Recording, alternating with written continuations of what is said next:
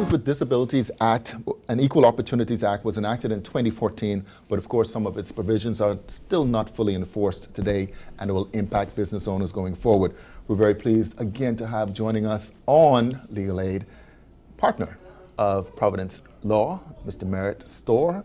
Good morning, welcome back. Good morning, Philip. How are you doing? Yeah, welcome back. Yeah. We had the association on just a couple of weeks, and of course talking about this most important piece of legislation that came about in 2014. But again, just remind our viewers and about exactly what is the purpose of the Persons with Disabilities Act. Okay. The Act is intended really in the first instance to prevent discrimination against disabled persons.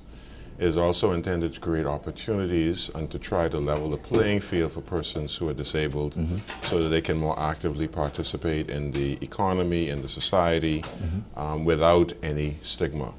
Also, the Bahamas had signed on to a United Nations declaration in relation to equality and protection of the rights of persons with disabilities in 2013.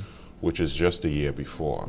However, this legislation was around in draft form for a very, very long time, and finally came into force in 2014. When you talk about the United Nations and some of these international, I guess is the template kind of the same across the board? Is that what they're looking to do? Yeah, it pretty much enacted what was agreed to or signed on to in the declaration.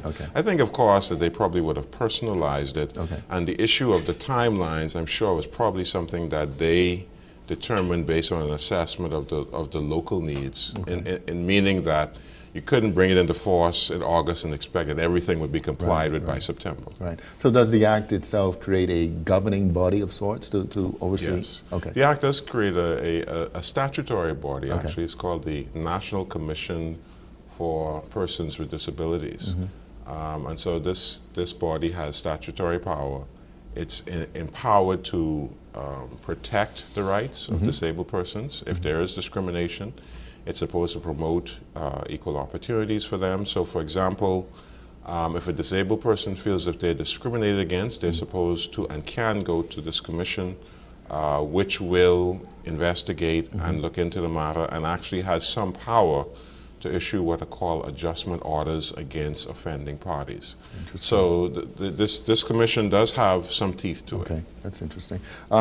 So the Act itself, of course, 2014 to now is still not fully enforced, but it's being brought into phases. Is that correct? Yes, there are 3 phases. The first phase was in November of 2014. And so, for example, one of the provisions in November 2014 was that all television news, public announcements, emergency announcements were supposed to have the person in the inset with the sign language, closed captioning, etc. And television stations were given 2 years within which to implement that. So that should have been completed by November of 2016. There was another set of provisions that came into effect on January 1st, 2016. And the final set of provisions are scheduled to come into effect in about a week or two, the 1st of January 2018. Well, tell us more about, obviously it's going to have an impact on businesses. What are some of those provisions? Well, by the 1st of January 2018, if you are somebody with a building that needs to provide public access for the public, your building entrances should be wheelchair accessible. Your bathrooms, or at least one bathroom, should be wheelchair accessible. And in the case where you have a 2-story building, if you have an older building, and so therefore it's cost prohibitive to insert an elevator, there should be reasonable steps taken for persons who may need to access your business. If your building is a newer building, then you should have made provisions to have an elevator installed. Now, what I don't have is what is the definition of new and how far back that goes. But those are provisions that should be enforced by the 1st of January 2018. If you don't have them enforced, the Commission has the power to do inspections, issue adjustment orders, and give you a time frame within which to get it done. If it's not done, they can refer the matter to the Attorney General, and then legal action can be taken. Merritt, I get the feeling that Commission will be very busy. Very possibly. Because a lot of businesses, just taking a cursory look, I don't believe have been compliant with these. That's very possible. But certainly the issue of wheelchair accessibility was one that was raised when the Act was first passed.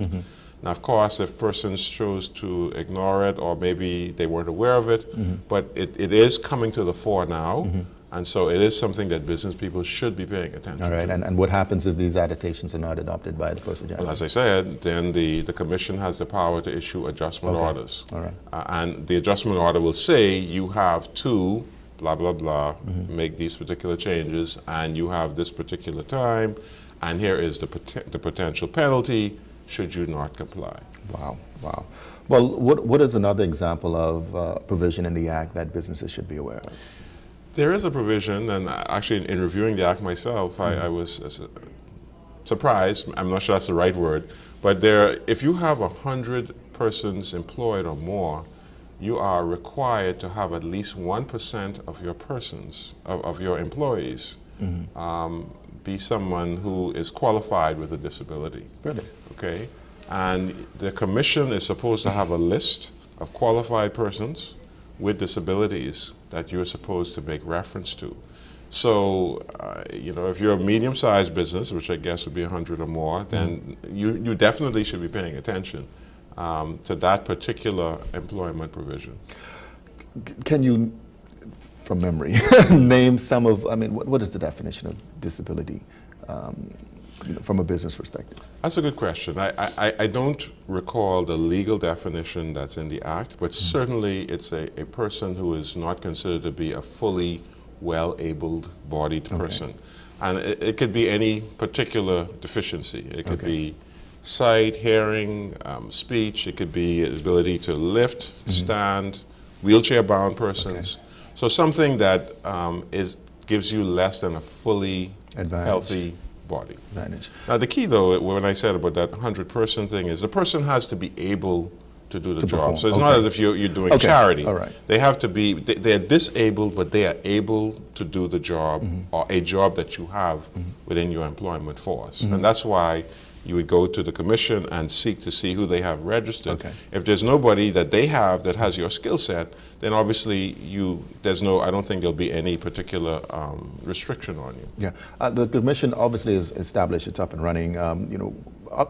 Where can people find more information? They have a website. They have a website. They have a website. It actually has very good information about all aspects of the Commission, what it does, who its board is, etc. So that information is available. I certainly would encourage business persons to take advantage of that. Is this the last phase of implementation of the Act? This is the last phase. And I guess it's probably the most costly phase because again, you're talking about adjustments to buildings that require public access, and that's why it was not immediately brought into force in 2014. So persons have had 4 years, if they were paying attention. They're paying attention. Yes. You think there might be a possibility for an extension of this, given that many businesses Well, I guess it's a question of what they put in the adjustment order.